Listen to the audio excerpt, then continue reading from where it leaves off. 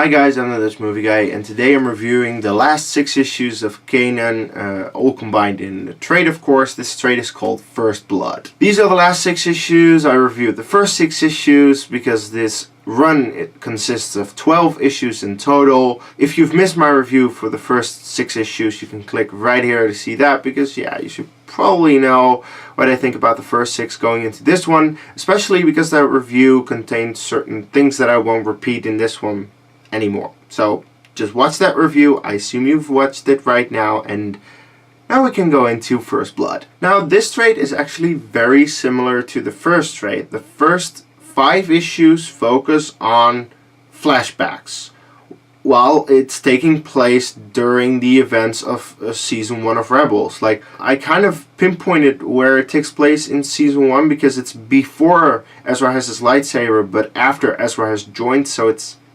somewhere in the first half of season 1 of Rebels. And Kanan has been injured in the last issue and now is in a Bacta tank, and in that Bacta tank he's getting flashbacks of the war, because in the last issue we already saw what he went through with Order 66 and whatnot, and you can't really do a whole lot after that. So what do you show? The things that happened before that. Initially I was like, is that going to be good? I'm not really sure, but I was pleasantly surprised.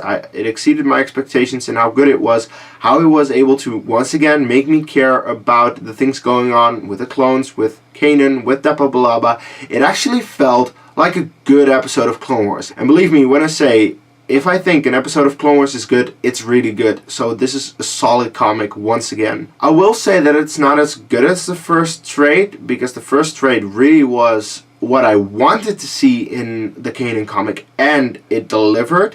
And this is something that I didn't really want to see, but it really still delivered. It exceeded my expectations. What it shows is, like, the first issue focuses on how Kanan became Depa Billaba's Padawan.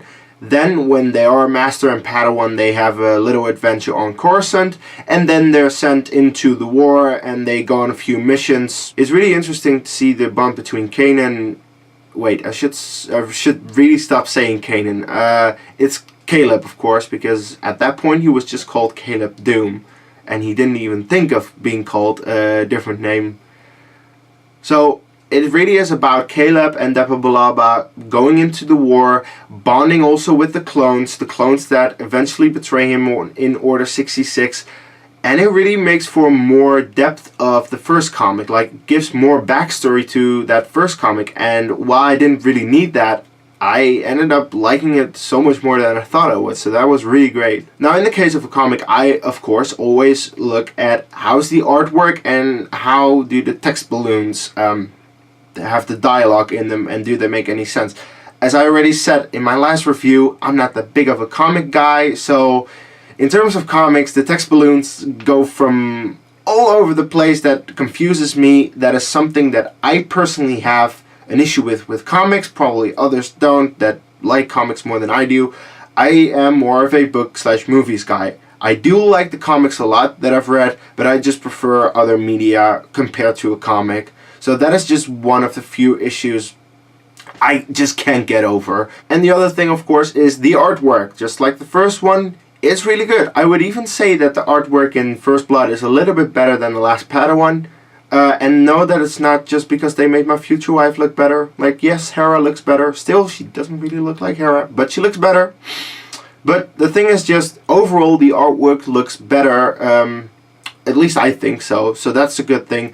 And in terms of like how it's written, like how the dialogue is, I believe that what is written is something that these characters would say. It's not that someone is trying to write the characters. It's like, no, it's believable that these are the actual characters that I'm reading about. Now, as I said, this shows the relation between Caleb and Depa Billaba. It also shows the relation between Caleb and some of the clones, and he gets a good relation with those clones. And those clones are the same clones that eventually, of course, turn on him in the last Padawan. But the way they were able to show the relation between Caleb and Depa and the clones is like really heartfelt, and I actually care about these clones. And this is something that I loved about Clone Wars, and this is something that I just love about everything that is not in the movies, because the movies never touch on this.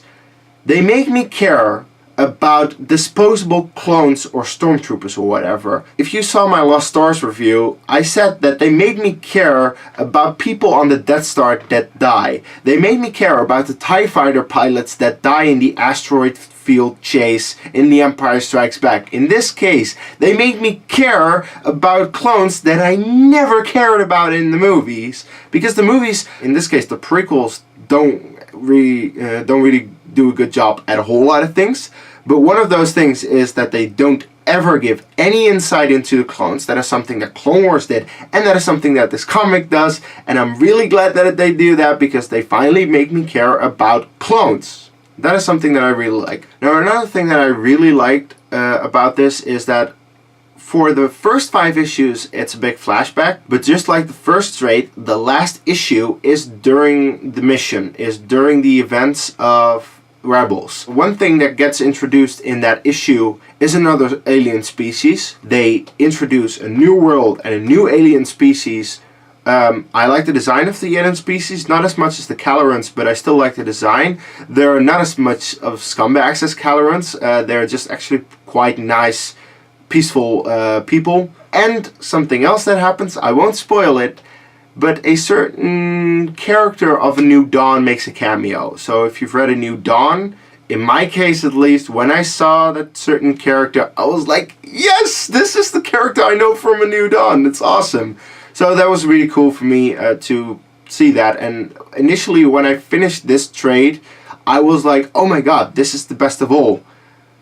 But when I reread it again, it's like, oh, it's really good because of that last issue. Like, that last issue is maybe my favorite single issue out of all the trades I've read. But the rest of the trade, it's like, it's solid, you know, it's good. It's not as good as the first one, but it's still very good. And in the end, I'm a little sad that they finished this run, because this was a really good run. All 12 issues I really liked, and that's something that none of the other comics have accomplished. Now, to be fair, I do like the trade of Shattered Empire more than the Kanan run, but that is a limited run. That is just 4 issues, so I don't really count that, because the Kanan run was an actual run, not a limited series like just a few issues. This is just a legitimately good run. It's better than the Vader comic, which I love. It's by far better than the Star Wars comic, which I have severe issues with. I haven't made reviews for those yet. I probably will soon, but yeah, no, the first 2 trades of the Star Wars comic have big issues for me. It's only that it got really good at Vader Down, the crossover between the Star Wars comic and the Vader comic. I'm digesting. Point is, the Kanan run is great. I will give First Blood an 8 out of 10. Like, not as good as the first one, still very solid. I like it a lot, and I definitely recommend reading all of this. All 12 issues of the Kanan comic are worth your money, worth your time, because they're just really well written, well made comics. Well, that's basically all I have to say, and that means that I am done with my reviews. In less than 48 hours, I'm seeing Rogue One. Look out for my Rogue One review in a couple of days. And don't be surprised if I make like more than one video about it, because I probably will have a lot to say about that. I mean, I made like 5 reviews of The Force Awakens when that was released, because I just wanted to. And I'm probably going to do the same with Rogue One, even if it turns out to be not very good. But whatever the outcome is, just look out for my review, look out what I have to say about it. And now that I've given my thoughts on the entire Kanan run, I wonder, what do you think of it? Let me know what you think about this trade of First Blood, and let me just know what your overall thoughts are on the Kanan run. I hope that I am convincing some people to read this, because I really want other people to read the same things that I like, because I really like this, and I hope other people will as well. So please, whatever you think, let me know in the comments below. And as always, if you like my review and you want to see more of my movie, trailer, and Star Wars reviews, click right here.